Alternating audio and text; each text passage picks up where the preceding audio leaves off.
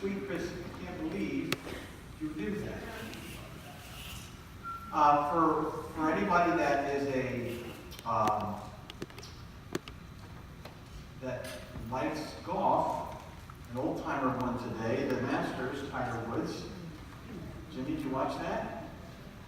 Can you read? Did you watch that? Watch the old guy win?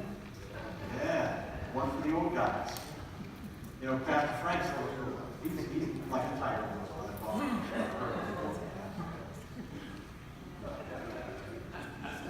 Brother Paul Wampler called or emailed me and said that Rennie Showers, what this is based on, this study, passed away April 4th. So we know we had Rennie here many, many times, and what a great theologian and great man of God he was. And now he is with his Lord.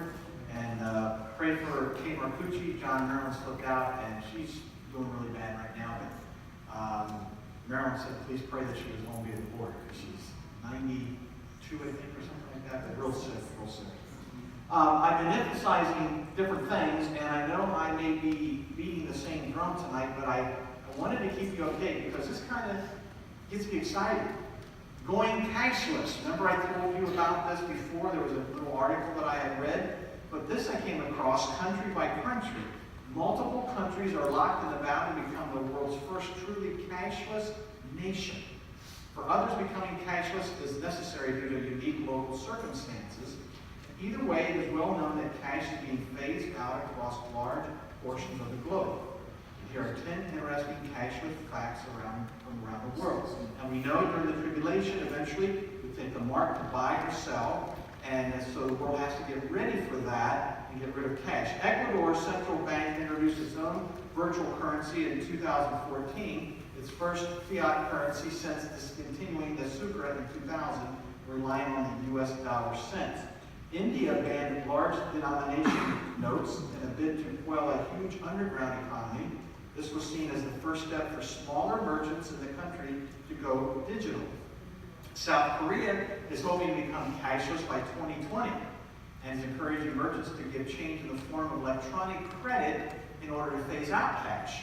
Eventually, the country plans to adopt a Bitcoin SQ digital currency. Almost 11 million Britons now consider themselves virtually cashless, paying for almost everything by card or online. One of Sweden's most iconic companies, IKEA, we all love IKEA, has eliminated cash from one of their stores as part of the experiment to improve the customer experience.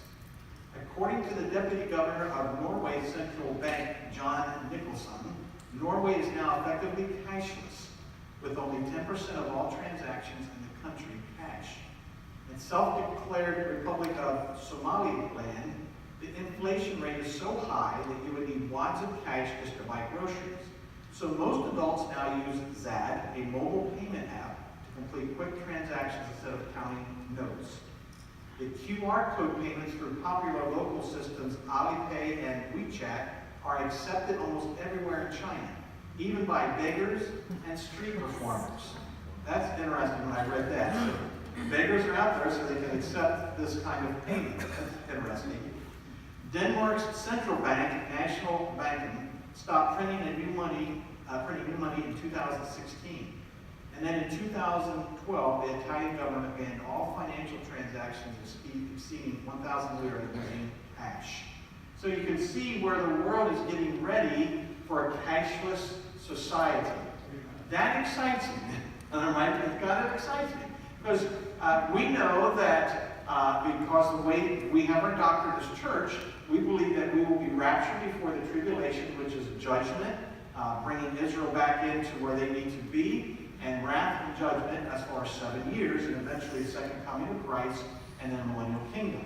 But during that time, we can see how things are building up to that and getting ready for that. And this is one of them that kind of intrigues me, because I know eventually we don't have cash in the tribulation. It'll be the mark of the beast to buy and sell. So as you look at these things, I'd be kind of excited. I hope you do, because it means the Lord's coming soon, very soon, and we believe that. So let's get back, though, to the conflict of the ages. We left off here with the failure at Kadesh Barnea and the wilderness wanderings. So as we look at this, we got to remember again that Satan wants to stop the Redeemer from coming, And when Israel arrived at Kadesh Barnea on the border of Canaan, Satan attacked again. He used human fear to produce unbelief, perhaps hoping that this would stir God's wrath to destroy the nation. He's trying to get the nation of Israel destroyed. So in spite of God's promise to give them victory, the Israelites panicked. Go to Exodus chapter 23. Exodus chapter 23. Open up your Bibles and go to Exodus 23. We're going to look at verses 20 through 31.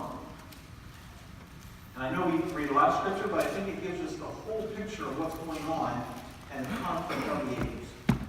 This is interesting because here it says in verse 20 of this chapter 23 of Exodus, "Behold, I am going to send an angel before you to guard you along the way." This is God speaking. "To bring you into the place which I have prepared." Notice God says, I'm going to bring you there. I'm going to send an angel. I have prepared. Be on your guard before him and obey his voice. Back up to that, "I have prepared for you." Okay, to bring you to the place which I have prepared. Who in John 14 says, "I am going to prepare a place for you"? Jesus. Each one of us in this room, there is being a place prepared for us. And Jesus Christ is preparing that. Can you imagine what it's going to look like? Can you imagine what it's going to be like? Just our bodies being a glorified body. Just a tremendous thought to meditate upon that. But here God is saying to Israelites, "I have prepared for you. Be on your guard before him and obey his voice. Do not be rebellious toward him." Now the angel here, the angel of the Lord, most theologians believe that was the pre-incarnate Jesus Christ. So we'll just leave it at that. Be on your guard before him and obey his voice. Do not be rebellious toward him, for he will not pardon your transgression, since my name is in him. But if you will truly obey his voice and do all that I say, then I will be an enemy to your enemies and an adversary to your adversaries.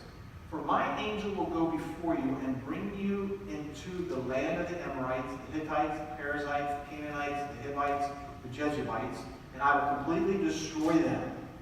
You shall not worship their gods, little g, nor serve them, nor do according to their deeds, but you shall utterly overthrow them and break their sacred pillars in pieces. But you shall serve the Lord your God, and he will bless your bread and your water, and I will remove sickness from your midst. There shall be no one miscarrying or barren in your land. I will fulfill the number of your days. I will send my terror ahead of you and throw into confusion all the people among whom you come, and I will make all your enemies turn their backs to you. I will send hornets ahead of you that may drive out the Hivites, the Canaanites, and the Hittites before you.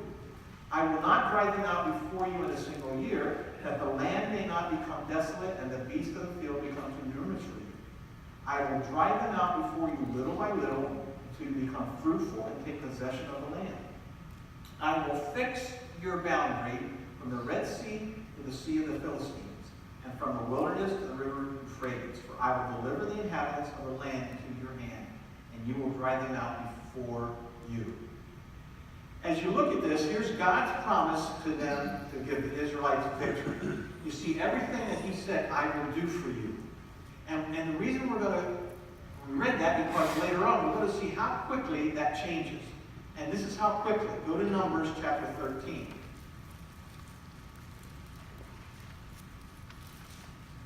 Numbers chapter 13.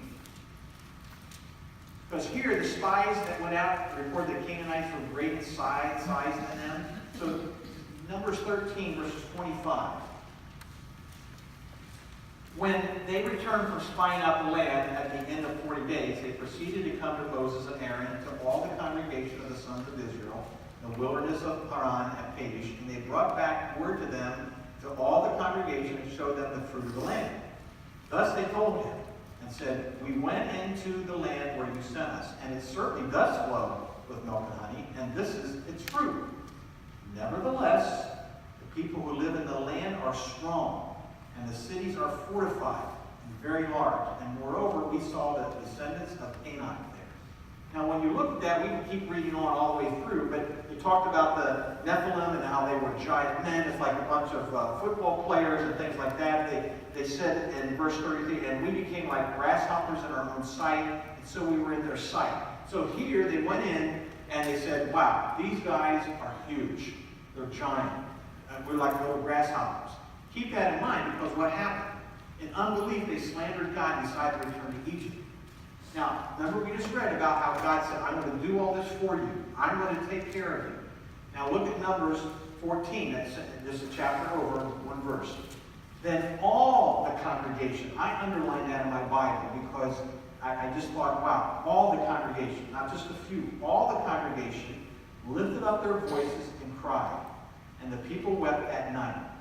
All the sons of Israel grumbled against Moses and Aaron, and the whole congregation said to them, would that we had died in the land of Egypt, or would that we have died in this wilderness. Can you imagine how they're whining and they're grumbling? Why is the Lord bringing us into this land to fall by the sword? Our wives and our little ones will become plunder. Would it not be better for us to return to Egypt? Now, are you going through your memory bank of how their mind is working here? God brought them out of Egypt in the miraculous way, brought them through the Red Sea, all the things. God speaking to Moses came down, all the things he's done thus far, and here, this thing, he just told them earlier, I'm going to get you through, you just trust me. Then verse 4, so they said to one another, let us appoint a leader and return to Egypt. Talk about a coup. There's one right there, the first coup in the Bible. Let's report another leader and return to Egypt. Then Moses and Aaron fell on their faces in the presence of all the assembly of the congregation, the sons of Israel. Joshua the son of Nun and Caleb the son of Jehoshaphat, of those who had spied out the land, tore their clothes. And they spoke to all the congregation of the sons of Israel, saying, the land which we passed through to spy out is an exceedingly good land. If the Lord is pleased with us, then he will bring us into the land and give it to us, a land which flows with milk and honey. Only do not rebel against the Lord, and do not fear the people of the land, for they shall be our prey. Their portion has been removed from them, and the Lord is with us. Do not fear them. But all the congregation said, to stone them with stones. Imagine that. It still was not, as far as leadership, as far as what they were saying, everything about it, let's stone them. Stone with stone. And the glory of the Lord appeared in the tent of meeting to all the sons of Israel. Can you see where Satan has come in and attacked again to the congregation? And is trying to get them, one, to go against leadership, one, not obey what God has said, number one, keep the list, number two, number three, forget about God and what he just did and what he said, and to go right back. But I had to say, stop, Michael. Stop a minute. You're the same way. You bellyache a lot. Somebody can say amen to that. There we go. Macy. Oh, man. That was supposed to be for my wife, but she did. But I bellyache a lot, I complain a lot, and sometimes I also question God. Can you take care of us? Can you meet our needs? Especially as you get older, you start hurting, and things hurt that didn't hurt, and things start going wrong with everything else, and I'll leave it at that. I won't mention plumbing or anything like that, but things go wrong, you know? And you start, having things, and you wonder, God, can you take care of me? Yes, he can. He can. And yet, sometimes I question that. God, why are you doing this? What's going on? Why is this happening? But I'm not going to turn around and stone people with stones. God brings them gently back into that, but I'm no better than these folks. I'm really not. And you can say that about yourself a lot.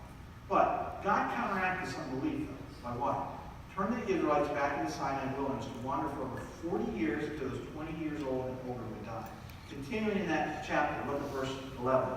The Lord said to Moses, how long will this people spurn me? And how long will they not believe in me despite all the signs which I have performed in their midst? I will smite them with pestilence and dispossess them, and I will make you into a nation greater and mightier than they. But Moses said to the Lord, then the Egyptians will hear of it, for by your strength you brought us up this people from their midst. And they will tell it to the inhabitants of this land. They have heard that you, O Lord, are in the midst of the people, for you, O Lord, are seen eye to eye, while your cloud stands over them, and you go before them in a pillar of cloud by day and in a pillar of fire by night. You know what I pull out of that? It's okay to discuss things with God. And sometimes, I know, sometimes I'll argue with God about certain things. And he always wins, so there's no sense in that. Sort of like a husband and wife, she always wins type of thing, you know? Do I hear anything into that? Oh, okay. But when you think about this, God, it's okay to question God. It's okay to debate with God. It's okay to say, God, why are you doing this? And should I do this? And it's okay to do that. As long as you keep it in the right perspective and realize that he's still God and he knows best. You got to come back to that place and say, you know what, God? You're God, I'm not. Your ways are not my ways. Your thoughts are not my thoughts. And you know what? I'm going to submit to you because that's the only way to go to really have peace in my heart. So in verse 15 it says, now if you slay this people as one man, then the nations who have heard of your fame will say, because the Lord could not bring this people into the land which he promised them by oath, therefore he slaughtered them in the wilderness. By now, I pray, let the power of the Lord be great, just as you have declared. The Lord is slow to anger and abundant in loving kindness.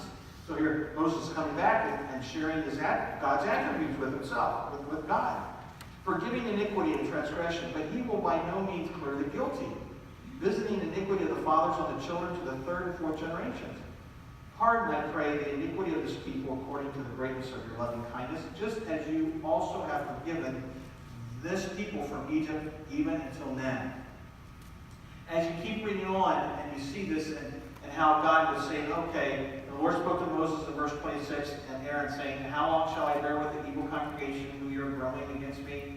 I have heard the complaints of the sons of Israel, which they are making against me. Say to them, as I live, says the Lord, just as you have spoken in my hearing, so I will surely do to you. Your corpse shall fall in this wilderness, even all your numbered men, according to your complete number from 20 years old and upward, who have grumbled against me. So here, God had to get rid of this unbelief and get rid of this disobedience, and he did it through the wilderness of those that were 20 years old and older would die. During the years of wandering, though, Israel was attacked again and again by Satan. We don't have time to go through that, but he used dissatisfaction, boredom, lack of water, foreign powers as his instruments. All these things he used against them while they were wandering in the wilderness for 40 years, getting rid of those that were unbelievers. Then the Israelites, though, rebelled against their leaders. That's in Numbers 16, and complained against God. Now, we're in Numbers. Go to Numbers 20. I'm going to show you this one because I can understand rebelling against leaders. That happens a lot. That happens even to the present day. But they complained against God. Numbers 20. Look at verse 2. There was no water for the congregation. They assembled themselves against Moses and Aaron. So here they're coming against leadership again. The people thus contended with Moses and spoke, saying, if only we had perished when our brothers perished before the Lord. Again, talking about dying instead of trusting God. Why then have you brought the Lord's assembly to this wilderness for us and our beasts to die here? Why have you made us come up from Egypt to bring us into this wretched place? Is it not a place of grain or figs or vines or pomegranates, nor is there water to drink? Then Moses and Aaron came in from the presence of the assembly to the doorway of the tent of meeting and fell on their faces. And the glory of the Lord appeared to them. The Lord spoke to Moses, saying, take the rod, and you and your brother Aaron assemble the congregation and speak to the rock before their eyes. I underline that because what happened to Moses? He struck the rock. That's why he wasn't going to be allowed to go into the promised land. So even Moses at that point got so angry with the Israelites, he didn't obey God. That's where you have to be careful. You have to be careful that it may yield its water. You shall thus bring forth water for them out of the rock, let the congregation and their beasts drink. So Moses took the rod from before the Lord, just as he had commanded him. Moses and Aaron gathered the assembly before the rock, and he said to them, listen now, you rebels. Shall we bring forth water for you out of this rock? Then Moses lifted up his hand and struck the rock twice with his rod. And water came forth abundantly, and the congregation and their beasts drank. The Lord said to Moses and Aaron, because you have not believed me, to treat me as holy in the sight of the sons of Israel, therefore you shall not bring this assembly into the land which I have given them. So again, you're complaining against Israel, complaining against leadership, complaining against God. Satan's got his foot in the door. And God judged the nation each time, but he never destroyed her. As you go through and look, he never destroyed her. When these satanic attempts failed, Satan then sent Canaanites and then Amorites against Israel to destroy her. We see that in Numbers 21, verses 1 through 3, and verses 21 through 35. When Israel came to the plains of Moab, Satan attacked again. Balak, king of Moab, hired the prophet Balaam to curse Israel so that the Moabites could destroy her. Look, and that's in chapters 22 through 24. But God countered this move by causing the prophet to bless Israel instead of cursing her. We're in Numbers. Let me just flip over to Numbers 22. Because in verse 4, again, I just want to show you, Numbers 22, I'm in the wrong chapter. Here we go. Now therefore, please come, curse this people for me in verse 6. Since they are too mighty for me, perhaps I may be able to defeat them and drive them out of the land. For I know that he whom you bless is blessed, and he whom you curse is cursed. So the elders of Moab and the elders of Midian departed with the fees for divination in their hand, and they came to Balaam and repeated Balak's words to him. So he didn't know. It turned around where Balaam did not. He did not curse them. They blessed them. Satan was not finished, though, using the prophet. Balaam devised another fiendish way to destroy Israel. He advised Balak to use the Moabite and Midianite women to seduce the Israelites into immorality and adultery.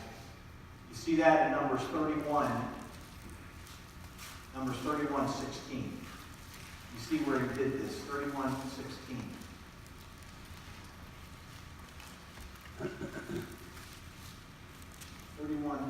It says there, behold, these caused the sons of Israel through the counsel of Balak to trespass against the Lord in the matter of Peor.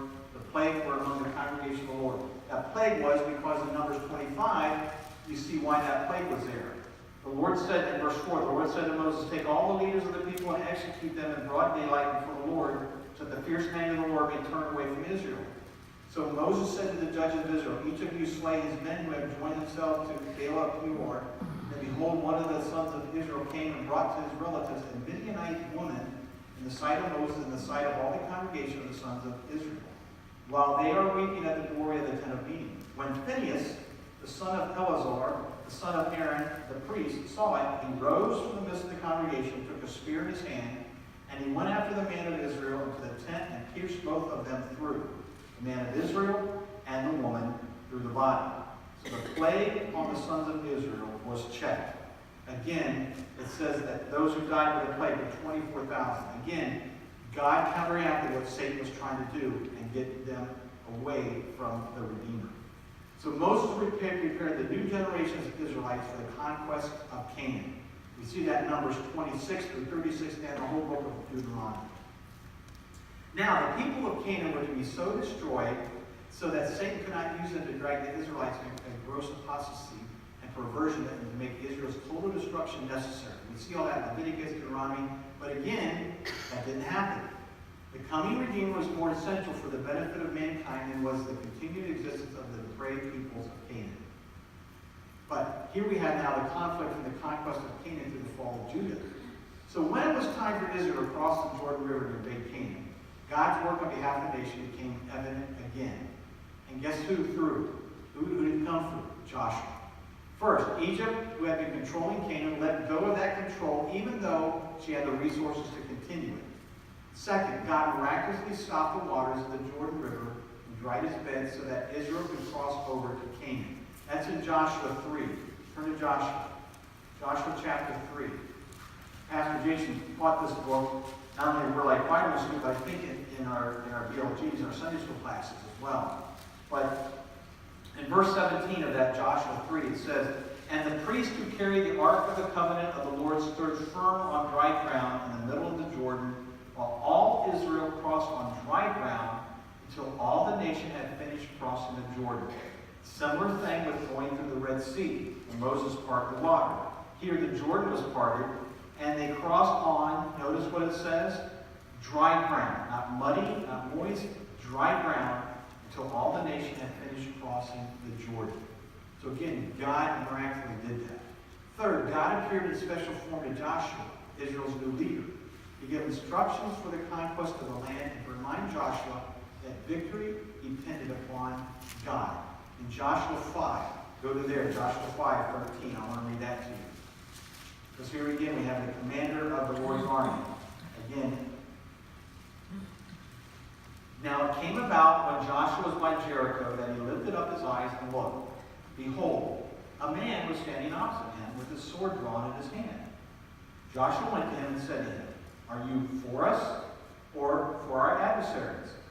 He said, "No, rather I am come now as captain of the host of the Lord."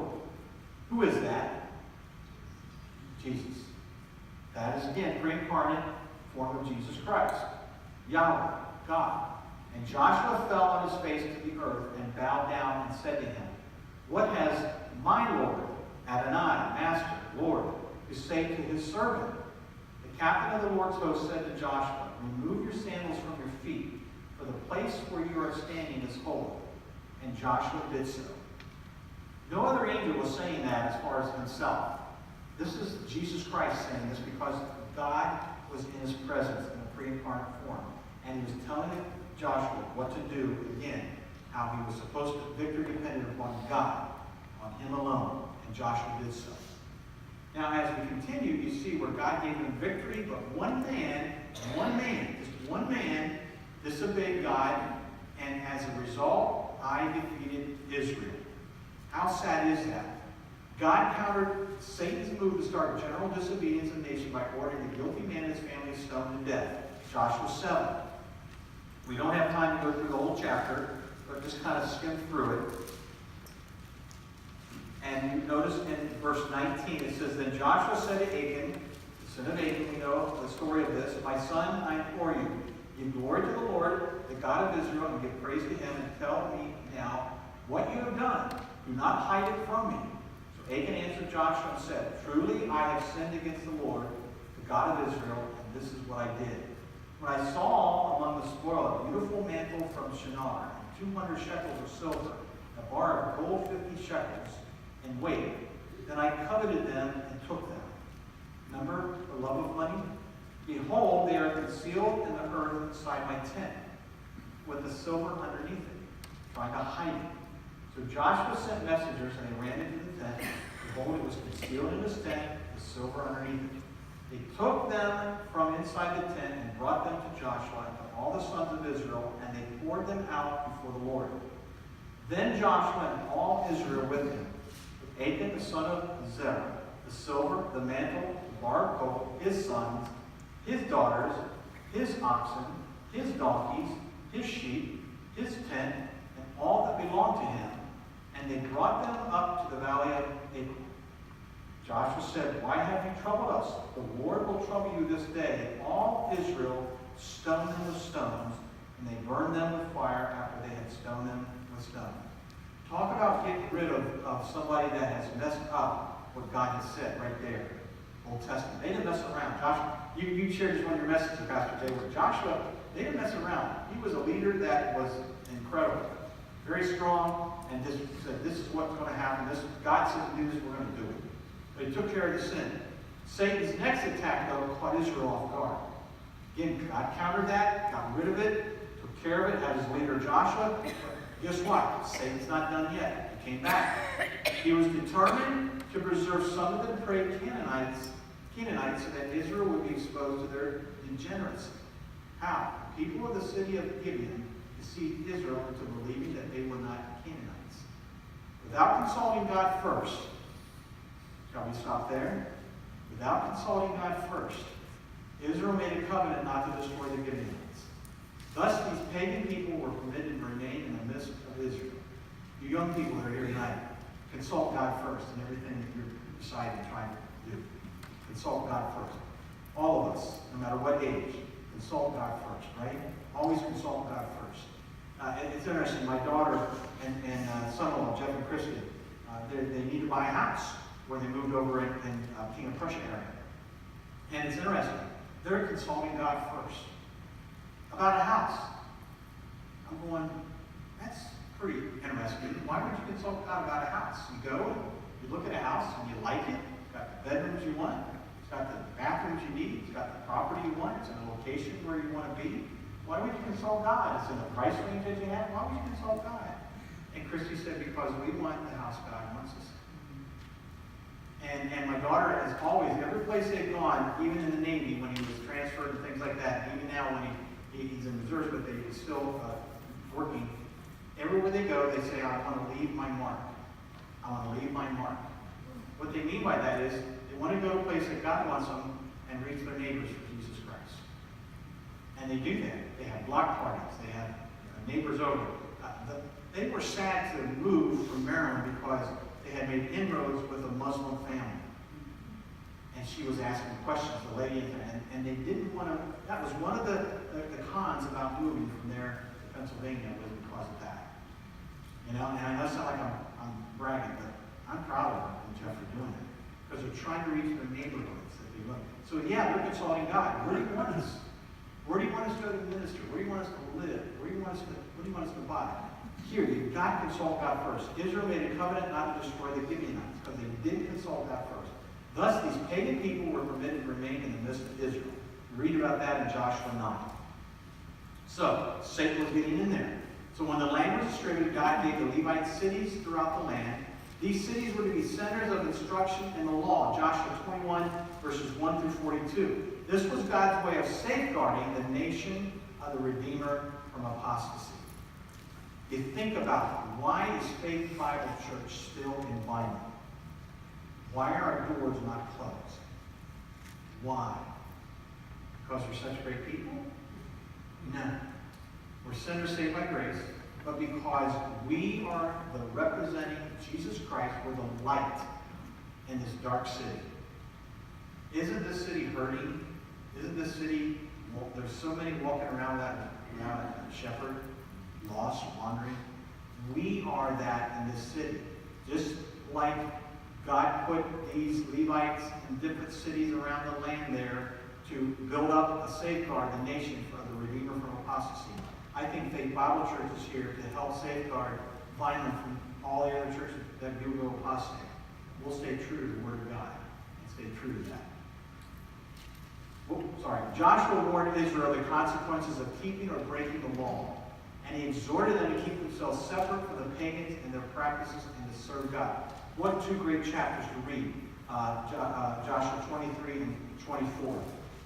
Awesome how this leader warned them and the consequences of that. We don't have time to go through that, but what a great chapter to read after. Now the period of the judges. After Joshua dies, there was no outstanding godly man available to lead Israel. And the nation had no centralized government. That's so sad. That after he died, there was no outstanding godly man available to lead Israel. The nation had no centralized government. Satan saw this what? As an opportune time to press the attack vigorously.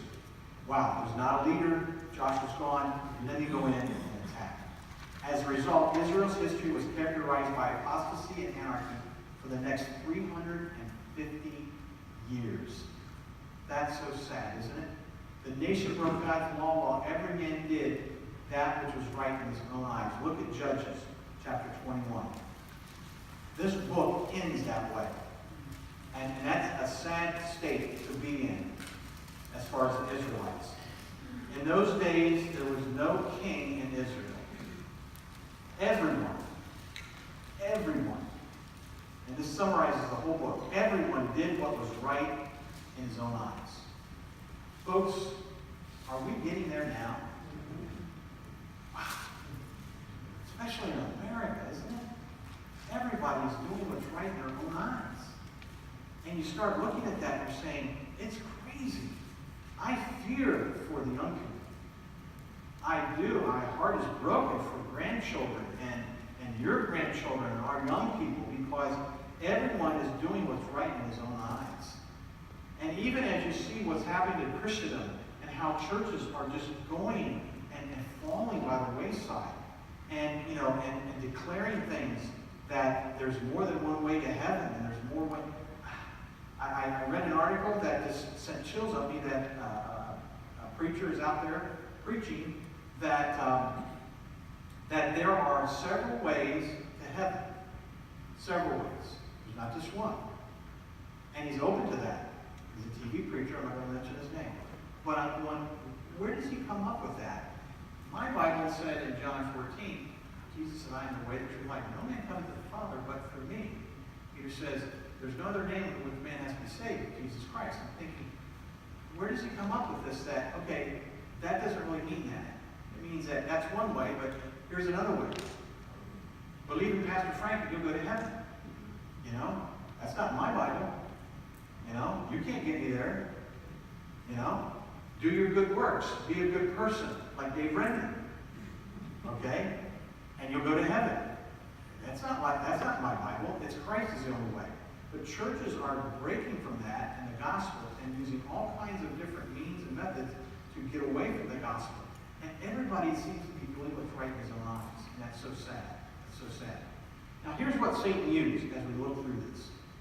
First, the people did not rid the land of all the Canaanites as God had commanded. Judges 1:1 through 2:5. Second, the Israelites began to adopt the Canaanites' worship of Baal and Ashtaroth. Judges 2:6 through 3:4. Third, God's people married Canaanites in direct violation of God's orders. Judges 3:5-6, Deuteronomy 7:1 through 5. As a result of this apostasy, Israelites began to practice gross perversions. Folks, that's where they're at. Dishonesty, thievery, situation ethics, priests leading idolatrous worship for the sake of money and position, homosexuality, sexual abuse of women to the point of death, and the determination to protect sexual perverts from judgment for the order of the day. That could be probably in the Daily Journal tomorrow morning. Couldn't. All of us are sitting here shaking our heads and saying, wow, that is happening right now, not only in some religions and belief systems, but also in general as far as the unsaved world. And you look at that and you say, wow, that's where we're at now. And folks, that's why I believe the Lord's return is so soon. So soon. Now, I'm not naming dates or names or anything like that. I know the rapture happens first, but I tell you what, you can see things getting ready. Like Timothy said, in the last days, perilous times will be coming. They're here. They're here. And I don't think we have much time. I really don't. And it just, when you think of the movies that have been produced and how all of a sudden there's that thing and everybody's gone, it's just a marvelous thing for us, but sad for the world. Every time apostasy began, though, God raised up a foreign power to oppress the apostates until they would repent and return to him. Every time.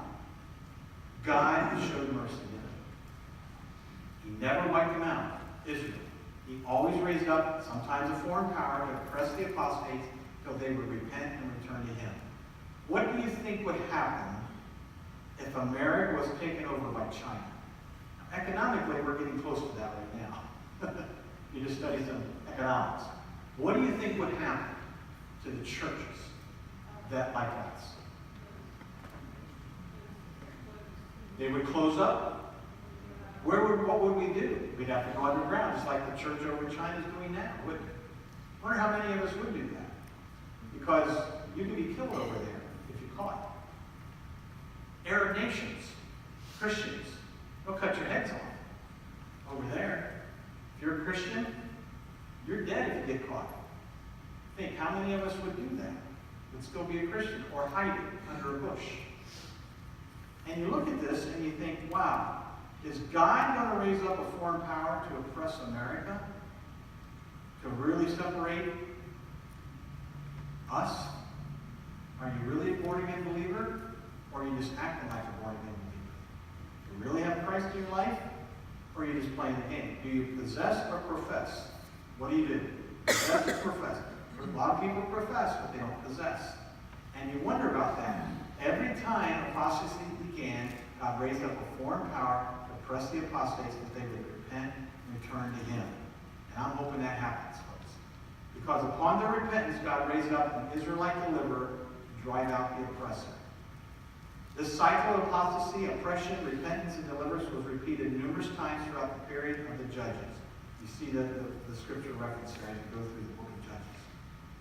We're going to stop right here because Samuel's ministry is interesting. Samuel's the next one that God raises up to be a great leader and start doing some things. However, we see where the Israelites again said, we don't want a theocracy. We want a king. We want a man to be a king. And again, they're crying out, complaining, whining. We want a king. We want a king like the other nations. And God said, okay, you want a king? I'll give you a king. Father, thank you for this evening. Thank you for the study of your Word of God. Father, thank you that each Sunday night when we go through this as believers, not in a proud way, not in a vain way, but we can say we're on the victory side. And we thank you because the reason we're on the victory side is because of you, Father, our Savior, Holy Spirit. And it's God, the Father, Son, Holy Spirit. Thank you for the Trinity. Thank you for the ministry that you have in our lives, the power you've given us through the Holy Spirit, the power to believe the Word of God, the power to go through and understand. And Lord, as we look to these Israelites as examples of what they went through, the rebellion they had against God, it was all because Satan was coming against them to stop the Redeemer from coming. And Father, we know this is a special week for us as believers because we know that Calvary's coming up. And we know that on Calvary, the penalty for sin was paid for, taken care of. We thank you for that. Because of that, we truly, as the songwriter put it, I'm the sinner saved by grace. I'm back with the living. I'm back living again as you want us to be living. Thank you for our salvation. And it didn't stop there. We thank you that Christ resurrected from the dead. And now he's at your right hand, Father. And we know that soon, very soon, he's going to step out into the clouds. And he's going to call the dead in Christ will rise first. And we who are alive will be caught up to be with him forever. We know that's coming very soon. We sense it. We see what's going on, the preparation for the tribulation and for the second coming. It's there. Help us to redeem the time because it's short. Thank you again for everything that you give us, even though we don't deserve it. Be with us now as we go out, Father, and face a world that despises you, and that's why they despise us. Strengthen these dear beloved ones tonight, Father. Strengthen their inner being. Give them power that they don't understand, Father. Sometimes we forget the power we have in us, the Holy Spirit. Empower them. Make them bold. Help them to be bold.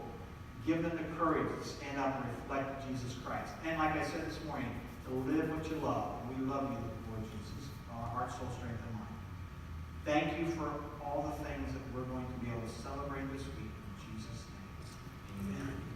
God bless you. See you Wednesday night.